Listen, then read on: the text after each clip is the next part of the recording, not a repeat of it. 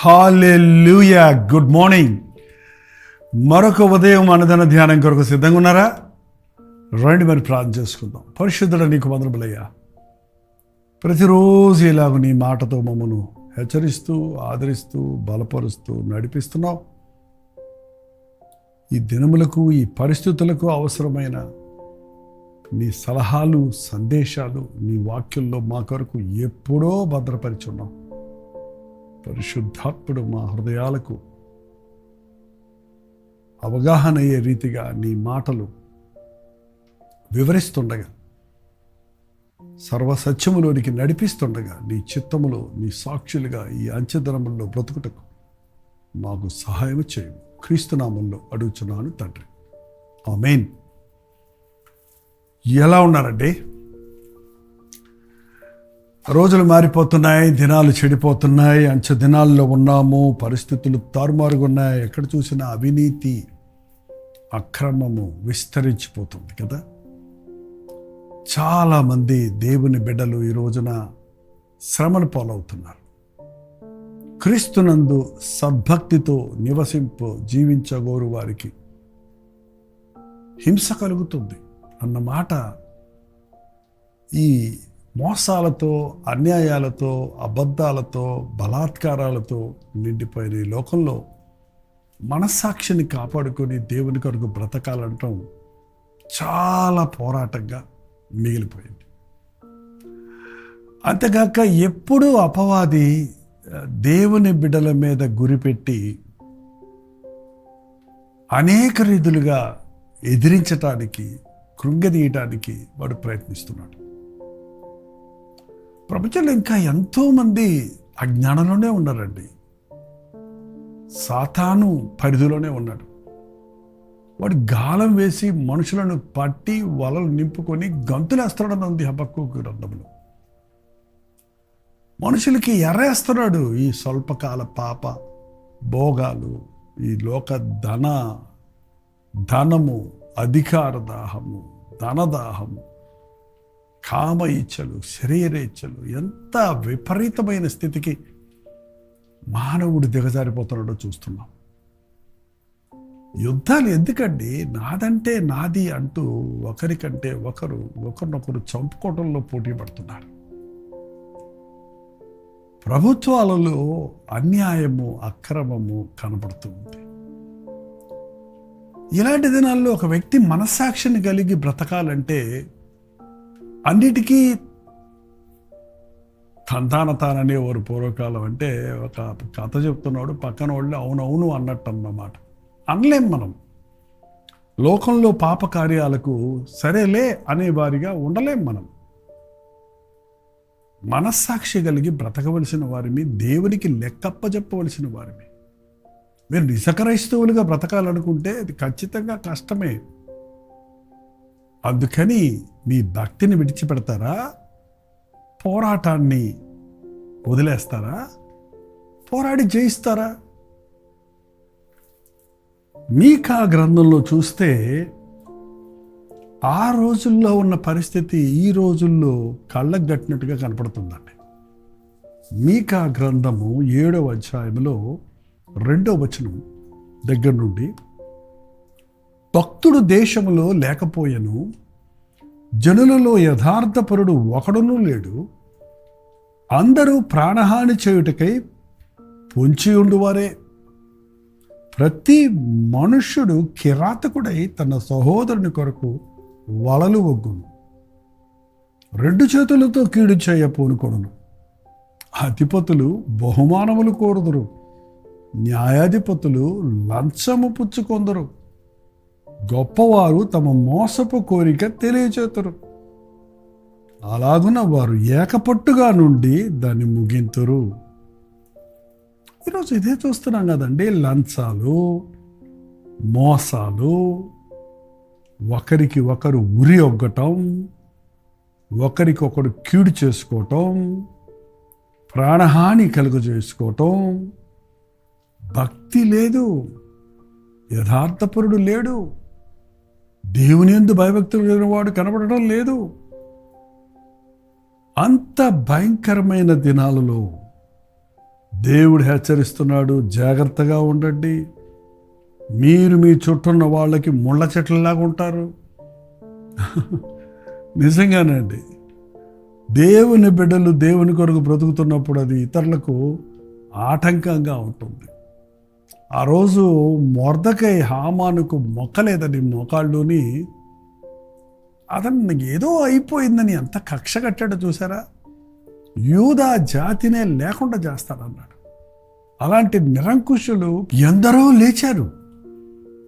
Hitler లాంటి వారు 6 million జ్యూస్ని ఓచకోత కోసాడంటే రక్తం రోడ్ల మీద ఏరులై పారిందట. యూదా జాతి లేకుండా చేస్తానన్నాడు. ప్రపంచ పటంలో ఇజ్రాయెల్ దేశం లేకుండా చేస్తారని సవాల్ చేసిన వారు ఎందరో ఉన్నారు. ఎంతోమంది యుద్ధాలలో ఈ రోజున మరణిస్తూ ఉన్నారు, హాని చేసుకుంటున్నారు. దేవుని నామము కొరకు బ్రతకాలనుకున్న వారు హతసాక్షులు అవ్వటం, క్రీస్తు నిమిత్తమై ప్రాణాలు పోగొట్టుకునేవారు, నష్టపోయేవారు, ఉద్యోగాలు పోగొట్టుకునేవారు, ప్రమోషన్స్ ఆగిపోయినవారు, ప్రభువును నమ్ముకున్నామన్న నేరానికి వివాహాలు రద్దవటం, వివాహాలు జరగకపోవటం అని ఎన్నో సమస్యలు ఈ రోజున నిజ క్రైస్తవులు ఎదుర్కొంటున్నారు. భయపడుతున్నారా? ఏది ఏమైనా యేసయ్యను నేను విడవను అన్నవాడే నిజమైన విశ్వాసి. మనుషుల్ని ఎవరు నమ్మమన్నాడు? ఫ్రెండ్స్ని ఎవరు నమ్మమన్నాడు? ప్రభుత్వాల మీద ఎవరు ఆధారపడమన్నారు? పరిస్థితులకు ఎందుకు లొంగిపోవాలి మనం? ఆకాశం నాది, భూమి నాది, వెండి నాది, బంగారం నాది, సర్వశక్తిమంతుడన్న ప్రభు బిడలమైన మనకి భయం ఎందుకు? ఆయన యందు విశ్వాసం ఉంచినప్పుడు మనం ధైర్యంగా సాగగలుగుతాం. అయినను 7వ వచనంలో ఇలాంటి పరిస్థితులు దేశంలో జరుగుతున్నప్పటికీ అయినను యెహోవా కొరకు నేను ఎదురు చూచుదను, రక్షణకర్తయగు నా దేవుని కొరకు నేను కనిపెట్టదను. నేను ఎదురు చూస్తూనే ఉంటాను. నా శ్రమలలో నా మొరకు జవాబు వచ్చే వరకు నేను ఎదురు చూస్తాను. నేను నా రక్షణకర్త కొరకు కనిపెట్టుకొని ఉంటాను. ఎస్, నా ప్రభువు రాజుగా రాబోతున్నాడు. ఈ మట్టి శరీరాన్ని మహిమ శరీరంగా మార్చబోతున్నాడన్న నిరీక్షణ ఉందండి మనకి. మిమ్మును చంపిన తర్వాత నరకములో పడవేయగల వానికి మీరు భయపడండి. మనుషులు చంపుతారంతే, కానీ మన ఆత్మను నాశనం చేయలేరు. ఎస్, నేను ఇంకనూ నా ప్రభువునందు విశ్వాసం ఉంచుతాను. నా దేవుడు నా ప్రార్థన ఆలకించును. హల్లెలూయా. ఈ గొప్ప నమ్మిక ఉన్నవాడు దేనికి బెదరడండి. నా దేవుడు నా మొర ఆలకిస్తాడు. ఆపత్కాలములో నాకు మొర్రపెట్టు, నేను నీకు ఉత్తరం ఇస్తానన్న ప్రభు నా కన్నీటిని తుడుస్తాడు, నా మొరకు జవాబిస్తాడు, నన్ను ఆయన ఆదరిస్తాడు. హేబేలుడు చంపినప్పుడు కయ్యూను దేవుడు వచ్చి అడిగాడు, కయ్యూను నీ తమ్ముడేడి? నీ తమ్ముని రక్తము నేలలో నుండి మొరపెడుతుందని అతని దోష శిక్ష భరించలేనంత దోష శిక్ష అతడు పొందడం చూస్తున్నాడు. దేశ దిమరవై తిరుగుతావు పొమ్మన్నప్పుడు, అయ్యో ఆ దోష శిక్ష నేను భరించలేనంత గొప్పదని అతను కయ్యూను గోలబెట్టాడు. దేవునికి మొర్రపెట్టండి, దేవుడు వింటాడు. 8వ వచనంలో చాలా బాగుంది ఈ వచనం. నా శత్రువా నా మీద అతిశయింపవద్దు. నా శత్రువా, ఎవడండి మన శత్రువు? మీ విరోధి అయిన అపవాది చేత ప్రేరేపించబడిన మనుషులు అవ్వచ్చు, మరొకటవచ్చు, పరిస్థితులు అవ్వచ్చు. నీకు విరోధముగా రూపించబడిన ఏ ఆయుధము వర్ధిల్లదన్నాడు ప్రభు. నా శత్రువా, నువ్వు అతిశయపడొద్దు. నేను బాధలో ఉన్నానను, నేను పడద్రోయబడ్డానను, నేను నష్టపోయానను నువ్వు గంతులయ్యక్కర్లా. నేను కింద పడినను తిరిగి లేతును, నేను అంధకారమందు కూర్చున్నను, యెహోవా నాకు వెలుగుగా నుండును. హల్లెలూయా. నేను కింద పడినప్పటికీ నా ప్రభువు నన్ను లేవనెత్తుతాడు. నేను చీకట్లోకి నువ్వు నన్ను తోసేస్తే నా ప్రభువు నాకు అక్కడ వెలుగుగా ఉంటాడు. నా శత్రువా, నా మీద నువ్వు అతిశయించకో. సాతాను ఎదిరిస్తున్నారా? సాతానికి లొంగిపోతున్నారా? పరిస్థితులను అధిరోహించి ముందుకు పోతున్నారా? ఆటంకాలు చూసుకొని కూలబడిపోతున్నారా? ఎలా ఉంది మన విశ్వాసం? అవిశ్వాసుల మధ్యలో ఉంటున్నాం, నిజమే. స్థితిగతులన్నీ మారిపోతూ అక్రమం, అన్యాయము, లంచగొడ్డితనము, వ్యభిచారతరము అని పిలువబడే భయంకరమైన అంచెతనాల్లో మనం ఉన్నాము. కానీ నువ్వు దేవుని యందు నిరీక్షణ ఉంచితే, నువ్వు దేవునికి మొరపెడితే, నువ్వు గాఢాంధకారములో ఉన్నప్పటికీ నీకు ఆయన తోడై ఉంటానన్నాడు. భూదిగంతములకు నువ్వు దిగబడిపోయినా నిన్న ఆయన చెయ్యి పెట్టి పట్టి లేపగలిగినంత గొప్ప దేవుడిగా ఉన్నాడు. ఎక్కడ పడిపోయావు? నిరుత్సాహంలోనా? కురిగిపోయి ఉన్నావా? విసిగిపోయి ఉన్నావా? ఇక నేను ఈ బతకలేరని విరక్తి చెందిన స్థితిలో ఉన్నావా? ఈరోజు దేవుడిచ్చే వాగ్దానాన్ని నమ్మండి. దేవుని యందు నిరీక్షణ కలిగి ఈ భక్తిని వెళ్ళి చెప్పండి. మీకా గ్రంథం 7వ అధ్యాయం 7వ వచనం దగ్గర నుండి చదువుతున్నాను ఇప్పటి వరకు నేను. అయినను యెహోవా కొరకు నేను ఎదురు చూచుదను, రక్షణకర్తయగు నా దేవుని కొరకు నేను కనిపెట్టుకుందును. నా దేవుడు నా ప్రార్థన ఆలకించును. నా శత్రువా, నా మీద అతిశయింపొద్దు. నేను కింద పడినను తిరిగి లేతును. నేను అంధకారమందు కూర్చున్నను, యెహోవా నాకు వెలుగుగా ఉండును. వాగ్దానాలు నమ్మండి. అపవాదిని దేవుని వాక్యం అనే ఖడ్గముతో ఎదిరించండి. విశ్వాసం అనే డాలుతో వాడి అగ్ని బాణాలు ఆర్పండి. నీ చుట్టూ నీ శత్రువులు నిన్ను చుట్టుకున్నా నీవు ప్రభు పక్షంలో ఉన్నావన్న సంగతి గుర్తిస్తే నీకే దిగులు ఉండదు. నీ పక్కన 1000 మంది పడినను, ఈ కుడి పక్కన 10,000 మంది కూడినను ఏ అపాయము రాకుండా నిన్ను కాపాడతాడు. భయంకరమైనటువంటి అంచె దినాలలో మనం ఉన్నాము కనుక హృదయ శుద్ధిని కాపాడుకుంటూ, విశ్వాసాన్ని కాపాడుకుంటూ, ప్రార్థనా జీవితం కలిగి, దేవుని యందు నిరీక్షణ కలిగి మనం జీవించడానికి నిర్ణయించుకుందాం. లోకంతో కలిసిపోవద్దు, పాపంతో ఏకీభవించవద్దు.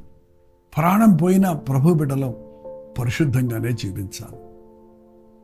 దేశంలో ఒక తెల్లని ఉన్నిని పోలిన జుట్టు కలిగిన కొన్ని చిన్న చిన్న జంతువులు ఉన్నాయి. అవి నేల బొరియల్లోనే దాక్కుంటాయట.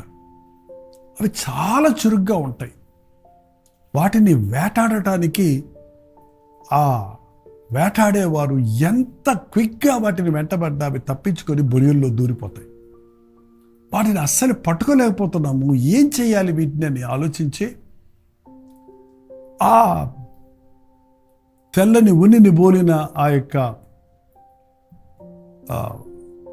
పక్షులనండి, జంతువులనండి, లేక చిన్న కుందేలు వంటివి అవి బయటకు వచ్చేసినప్పుడు అవి పారిపోవలసిన బొరియల్లో బురద రొచ్చు తీసుకొచ్చి వేసేస్తారంట.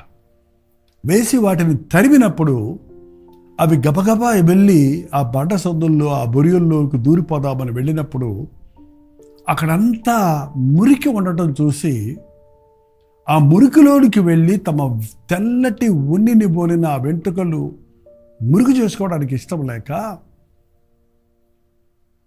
అవి పట్టుబడిపోతాయి, చంపబడతాయట. చచ్చినా పర్వాలేదు కానీ పరిశుద్ధంగానే చేస్తాను, మరణం వరకు నమ్మకం ఉండు, నేను నీకు జీవకిరీటం ఇస్తాను అన్న రీతిగా మనం కూడా ప్రతి శోధనలోనూ కృంగిపోక, లొంగిపోక, అవసరమైతే క్రీస్తు కొరకు మరణించడానికి కూడా సిద్ధమన్న సాక్షులుగా మనం ఉండాలి. ఆది అపోస్తులు అటువంటి హతసాక్షులు అయ్యారు, మనకు మాదిరిగా ఉన్నారు. మనుషులను సంతోషపెట్టుట కొరకు వారితో మనం పాపములో ఏకీభవించము కానీ పరిశుద్ధంగా జీవించుట కొరకు ప్రభు రాజ్య వారసులవట కొరకు ప్రాణాలు సహితం అర్పించడానికి సిద్ధంగా ఉండే ఈ దినములు మనకు దగ్గరైనవి. నువ్వు వెచ్చగానైనను చల్లగానైనను ఉండు, నులివెచ్చగా ఉండొద్దన్నాడు. నీవు దేవుని కొరకు పరిశుద్ధంగా జీవించు. సగం లోకం, సగం పాపం, సగం మనుషులు, సగం దేవుడు. భక్తిలో ముందుకు సాగలేం. ఉంటే వెచ్చగా ఉండు, దేవుని సాక్షిగా ఉండు. దేవుడు నిన్ను వదిలిపెట్టడు. నీవు కింద పడినను నా దేవుడు నన్ను లేవనెత్తుతాడు. నేను చీకట్లో ఉన్నను నా దేవుడే నాకు వెలుగై ఉంటాడు. నా మొర నా దేవుడు ఆలకిస్తాడు. నేను ఇంకా ఆయన ఏందే నిరీక్షణ ఉంచుతాను, ఆయన కొరకే కనిపెట్టుకుంటాను అన్న విశ్వాసము కలిగి మన మనస్సాక్షిని కాపాడుకుంటూ దేవుని కొరకు జీవిద్దాం.